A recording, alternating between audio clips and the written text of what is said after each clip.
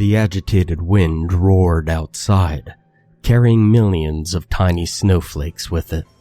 I stared blankly at my computer screen, reading the document my now ex-wife had left on it, just before she had left me. Dear Blake, I'm sure this doesn't come as a surprise to you, considering I've been home less and less lately, but I can't think of a way I could say this face to face without you exploding on me. I'm done with this whole thing. I can't take the late nights and the yelling any longer. I've never met another couple that argued as much as us, and I think it's time we start calling this what it really is. I found someone else, Blake. Someone that will treat me the way I deserve in addition to providing for me. I hope you make some changes in your life, or else you will be alone for the rest of it. I'm sorry things couldn't have ended differently. I've started the paperwork, and I'll contact you soon about arranging a day to come sign it. Signed, Rachel. The words didn't hurt any less the 20th time I had read it than the first.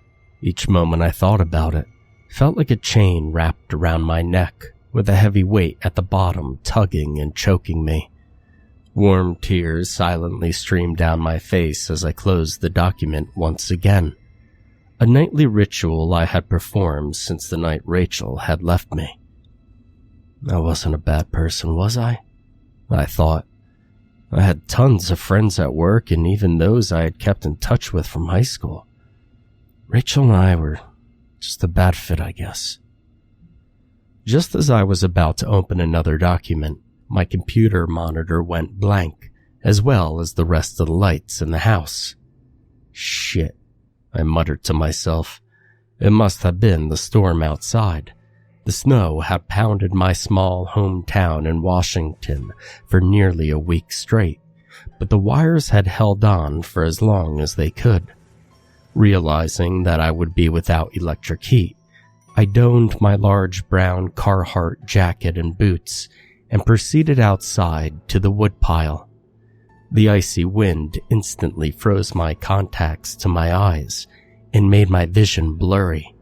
I had made this walk several hundred times, and even with the distortion of my vision, as well as the tenacity of the snowstorm, I made my way over to the wheelbarrow and began to load it up with pieces of the oak I had cut down during the past fall. After I had gathered all I needed as well as some kindling to start a fire, I started wheeling the load back over to my front porch and stacked it neatly in a pile so the snow wouldn't cover it. I then went back inside and hung my coat back up, but suddenly I felt uneasy. I looked out my window and what I saw surprised me.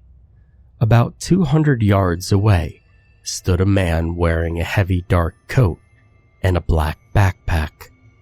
It was hard to make out his face due to my inhibited vision, but through the trees, it was unmistakably a man.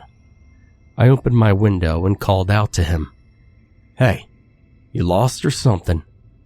No response other than the echoes I heard through the hills was returned.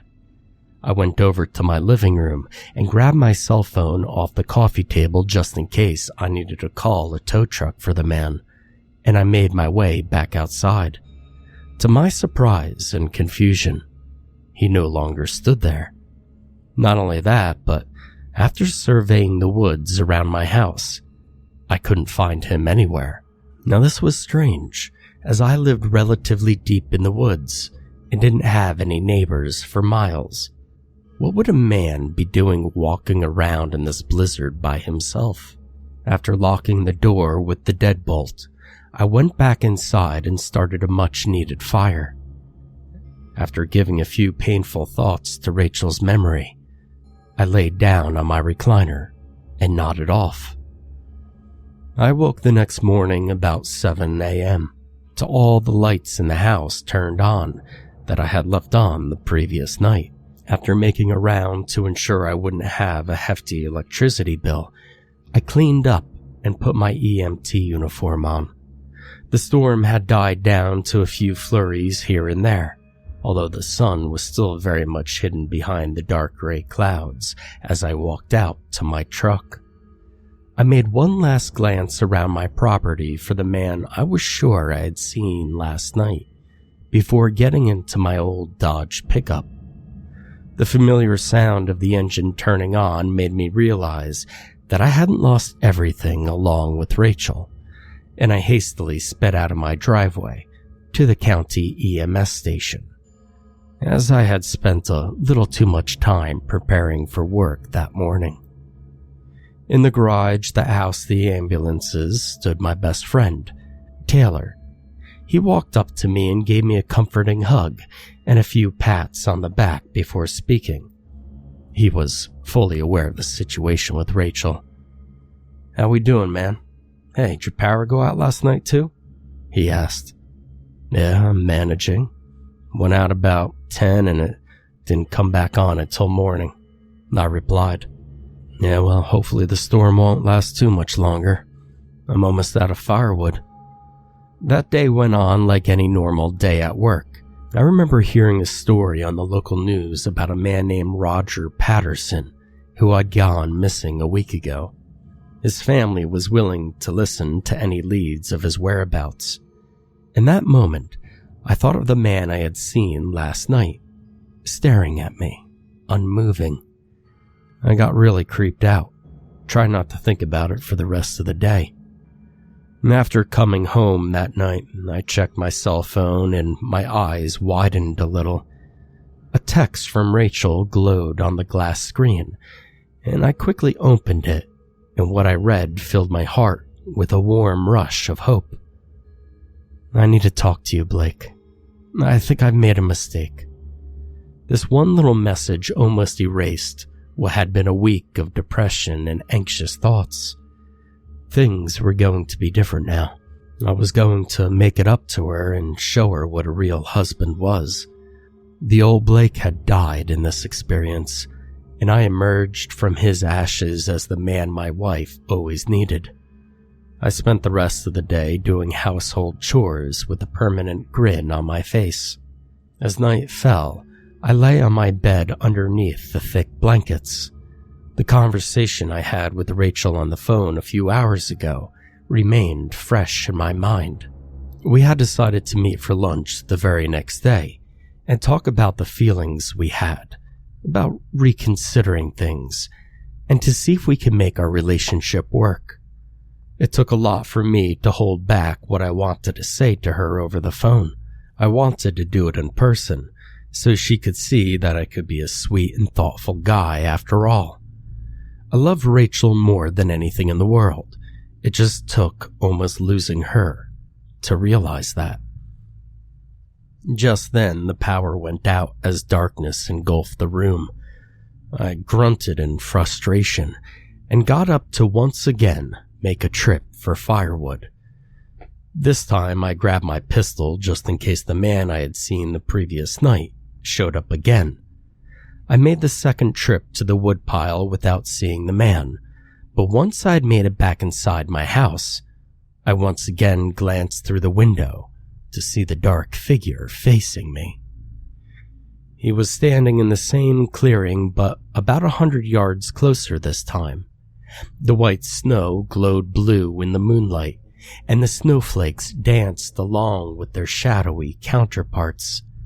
His face was more apparent to me this time, and a thick beard frosted with snow outlined his chin. A hood covered his eyes, and tattered ripped clothes shone under his now open jacket. He stood motionless, silent, and focused on me. My hair stood on end as fear combined with the chill of the storm swept over me. I called out to him for the second time as I reached for my gun. "Listen, man, I don't know what you want, but I can promise you if you keep doing this, I'll be calling the cops." Some visible steam from my breath escaped as I scratched my chin hairs.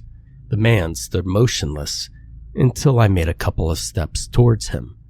He then began awkwardly pacing away from my house into the tree line. There was something about his steps that was off, like his legs were made out of glass, and he was afraid they would shatter underneath him. Before a minute had passed, he had disappeared into the trees. I went back inside and proceeded to start another fire.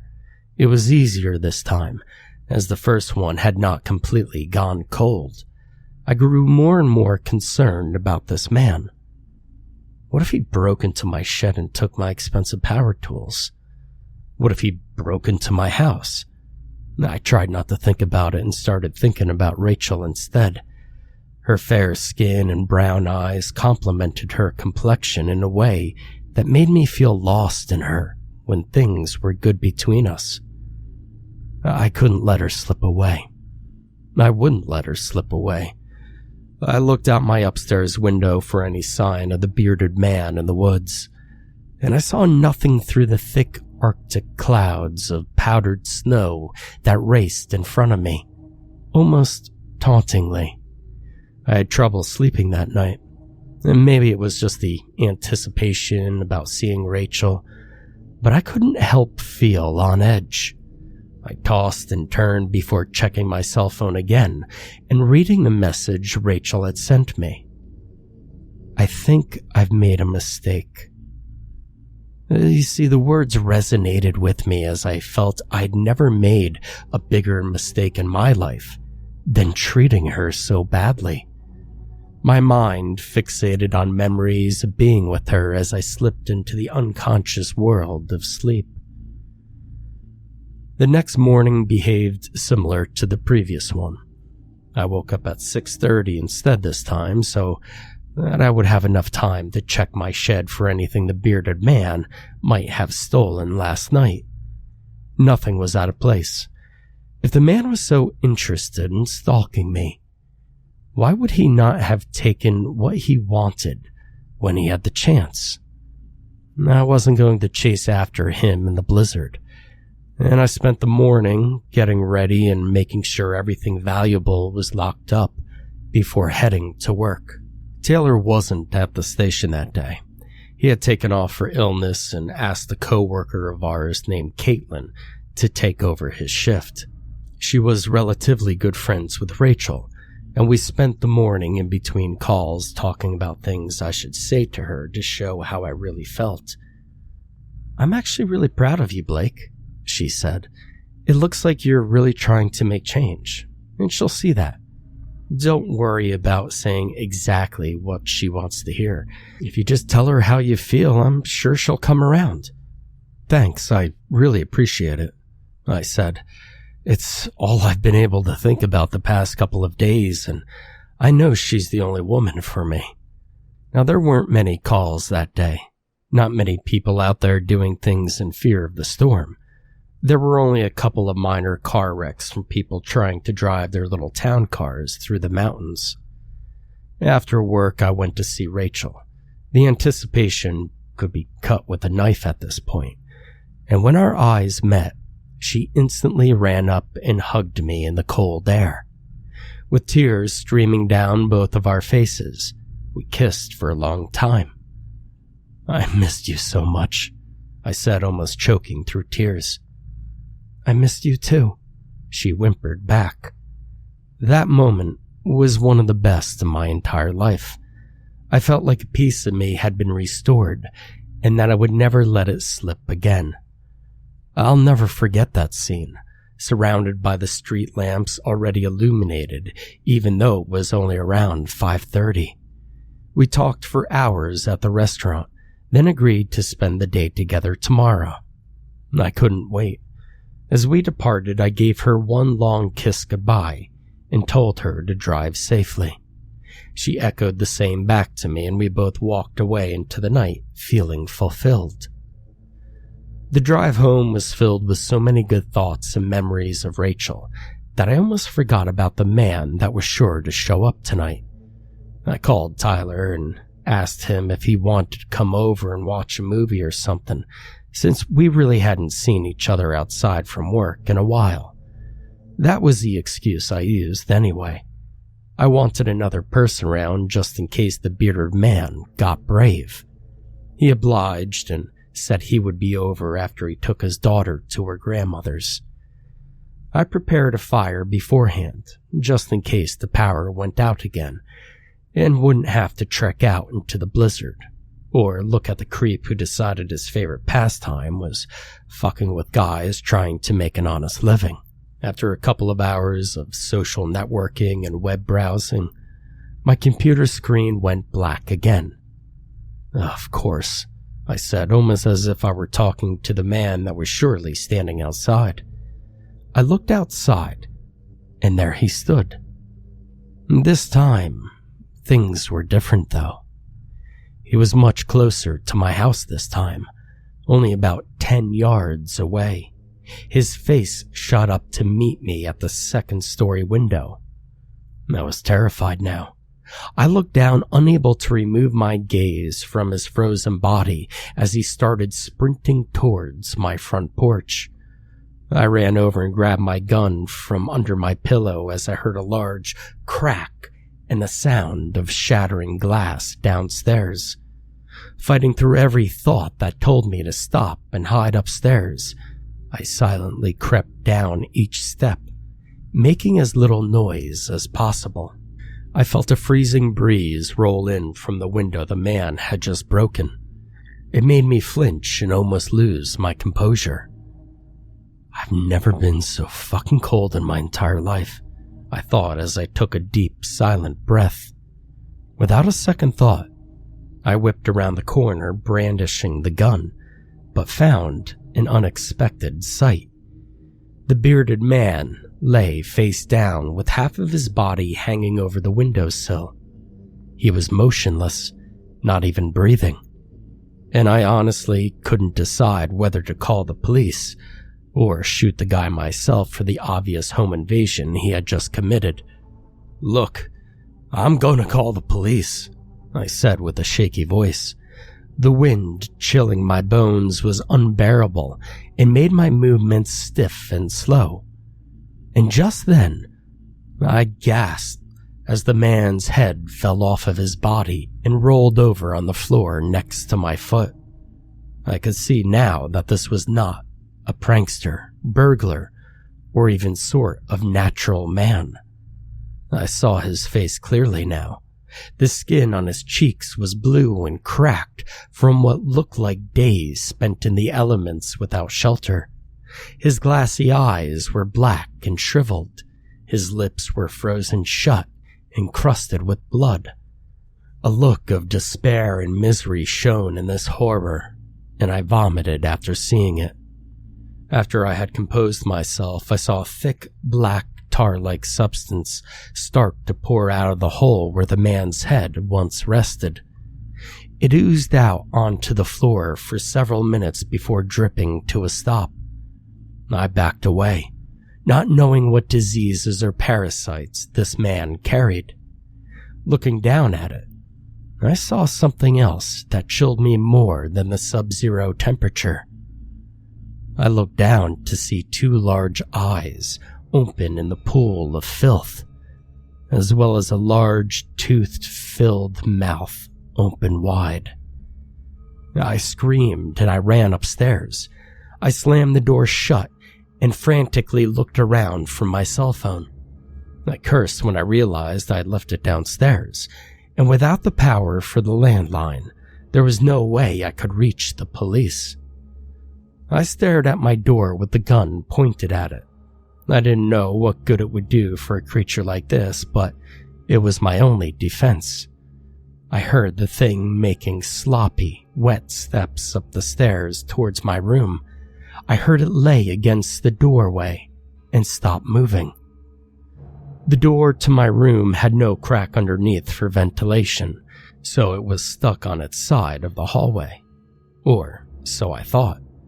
I let out a terrified scream as I saw the thing passing through my door without opening it. I saw its face clearly now, not completely amorphous, but not in the natural shape of a man. The thing almost looked like a thick stick figure similar to that old kids show Gumby. its impossibly wide eyes fixated on me inside the room, and opened its mouth to speak in a light-toned voice that I can only describe as similar to a cheerful salesman, with several voice tones all sounding at once. "It's cold," it said. "I'm sure you understand." Those words almost made me piss myself. I watched as it slowly worked its way through the door before flopping out with a notable lack of grace in its movements. It slowly came towards me, its whole body jiggling with each step. Its indefinite shape, trying to mimic that of a man, was menacing, and it spoke again. "It's so cold." It was going to do the same thing to me that it did to that poor bastard downstairs. It was going to invade my body to stay alive. That's why it was watching me. It was studying my actions, waiting on the right time to strike. And I wondered how it came to be. Was it made in a lab? Was it the product of some satanic ritual? It was very close now, maybe only 100 feet away. It lumbered towards me like a toddler trying to hug a teddy bear when an audible thump made it stop. Behind it, I saw the bedroom door open and Tyler, who had just dropped his beer bottle in shock. He ran up to try and grab the thing before I could stop him. His hand went through his body like jello, and it quickly slid its form around him, sticking its arms and appendages into his mouth, nostrils, ears, and everywhere else it could move into his body. He screamed and writhed in protest, but I just stood there, motionless. I couldn't believe what I had just seen. I ran past the thing and Tyler and slammed the door shut behind me. I had to call the police. I had to get far away from that thing. I had to... Whap! I tripped down the stairs in my haste and smacked my head against the bottom step, and I felt a warm stream of blood slide down my face. I looked at the top of the steps to see Tyler, his eyes now merely shriveled pits under the control of that thing. It walked downstairs awkwardly, but with more grace than in its true form. I crawled towards my front door on my hands and knees. I couldn't just let that thing have me. I managed to crawl over to my truck and get inside. Now luckily, I had kept my keys in my pocket from work. I started the thing up just seconds after the thing had made it over to me and smashed my window with Tyler's hand. Thick, black, oozing blood dripped from the wounded hand as he reached for me, and I slammed on the gas and sped away into the night. Now my heart didn't stop pounding until I was about an hour away from my house. I didn't even think to grab my cell phone before I had left, so I stopped at a gas station to ask to use their phone to call the police. The gruff middle-aged store clerk looked me up and down. I must have looked really shaken up, and he took pity on me. I called the Eckerd County Police Department, and a young-sounding female dispatcher picked up. I explained the incident as best I could, without it sounding like a prank, and as calmly as I could, asking if they could look for Taylor. The woman's response seemed puzzled. "We got a call from a man named Taylor Matthews a little bit over an hour and a half ago. We already have officers at the scene, and they already found the bodies of 2 people. I let the phone slip away from my face for a second as I attempted to lift my head up and keep from puking. Taylor was dead, and that thing was still out there. "Get everyone out of the house," I whispered. I hung up the phone, paid for $50 in gas, and I roared back towards home. I couldn't let one more person become the victim of that thing. And after about 20 minutes of driving, I heard the engine of my truck make a massive clank as it rolled to a stop. I got out and popped the hood to look inside. There was thick, gooey oil all over the inside of my engine. I cleaned it out the best I could and got back into the cabin of my truck. I punched the steering wheel several times out of anger and heard the horn echo through the woods. I had no idea what to do. I didn't have a cell phone to call for help, and I was at least 30 minutes from town. I opened the door and started to step out of the truck when I heard that voice again.